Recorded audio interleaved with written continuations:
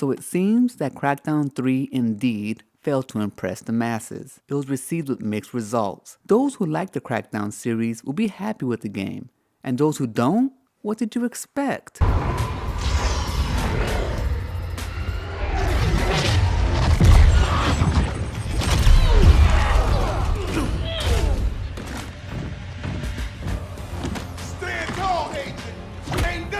Take us down. We are the strongest, baddest ass kickers on earth.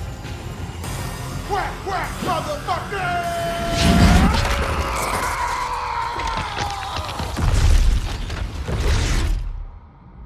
Commander, agents, do you hear me? Report in. That's an order. We read the writing on the walls. Everyone knew that Crackdown 3 had a rough development, losing studios before the game was even done. We've already seen gameplay videos that not only show gameplay, but also showcase the graphics. We already knew what we were getting with Crackdown 3, or at least Crackdown fans knew what we were getting, and most importantly, we knew what we weren't getting. Crackdown 3 was never supposed to be Game of the Year contender. It was never supposed to be a massive world with infinity amount of collectibles and things to do. It was never supposed to move the open world game genre to new heights. Crackdown 3 was only supposed to be a continuation of the series for the current generation. And in every aspect, it succeeded.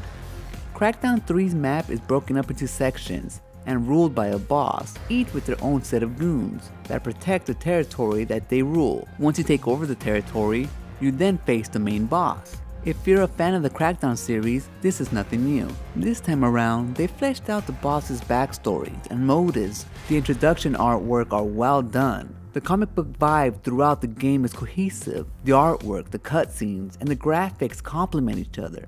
It's simple, but it's effective, and it's quite stylish. And that also goes for the gameplay. I love the auto-lock system in Crackdown 3 because it works for Crackdown 3. Not every game needs to play the same. If every game played like Call of Duty, might as well play Call of Duty. This is Crackdown 3, and in Crackdown 3, you have auto-lock. Learn to play within its constraints, and you just might find that they're not constraints at all. Auto-lock is essential to the gameplay, and most importantly, the way you're supposed to play. Because Chaos and Crackdown 3 go hand in hand. Combat is often confusing, there's explosions everywhere, and enemies are no joke in large numbers. And when jumping through the air, there's no way you'll be able to take out enemies with accurate precision. And that's why auto-lock is needed. Not only needed, but it complements the gameplay. How creators and professional reviewers don't see this is beyond me. And now that I'm a little more powerful, I go into each situation guns blazing.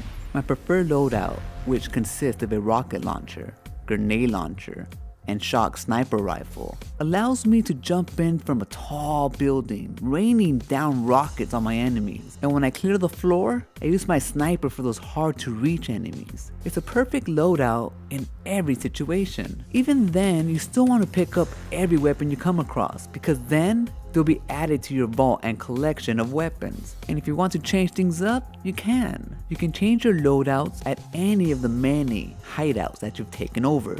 Crackdown 3 is all about feeling powerful and having a blast being powerful. And you do. And you get more powerful by simply playing.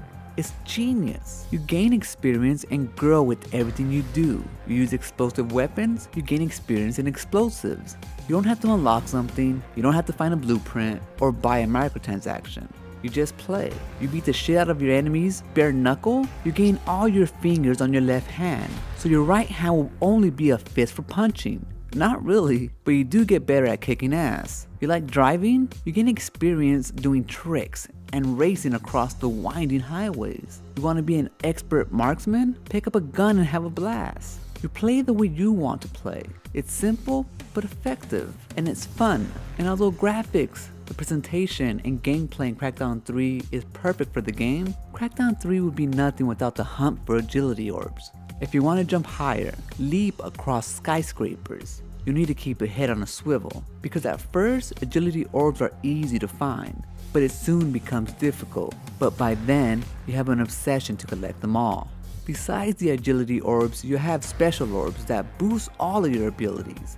These are well hidden and you have no clues of where they are, other than a light hum they produce. You can also find DNA orbs of fallen agents that unlock playable characters. Each selectable character has certain traits like better car handling, increased explosives, or speed. You can also hack into terminals that give you more insight on the stories and motives of each main villain you come across. In the end, there hasn't really been anything that has surprised me about Crackdown 3, or anything that has disappointed me with the game either. Crackdown 3 was exactly what I expected it to be, an orb collector game, where you increase in power over time, until you reach the point where you're powerful enough to liberate a city under siege by evil corporations. Mindless fun, full of explosive and mayhem set in a sci-fi setting, and there's nothing wrong with that, because that's what we were expecting from Crackdown 3.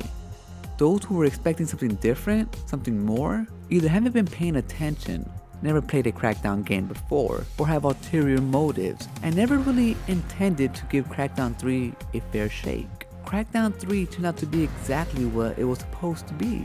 Nothing less and nothing more. It's fun, it's easy to pick up and play, you don't have to think about it. If you're a fan of Crackdown 1, then Crackdown 3 is even better. You like collecting orbs? Then Crackdown 3 got you covered. If you have Xbox Game Pass, then giving this game a shot is a no-brainer. Don't expect it to be The Witcher 3. Don't expect it to be Call of Duty. I didn't, and I wasn't disappointed. Sure, 5 years in development, Crackdown 3 could have been much more, but it isn't, and for Crackdown fans, it shouldn't be a problem. We can help them rise up, Agent. Rise up and knock Terranova down.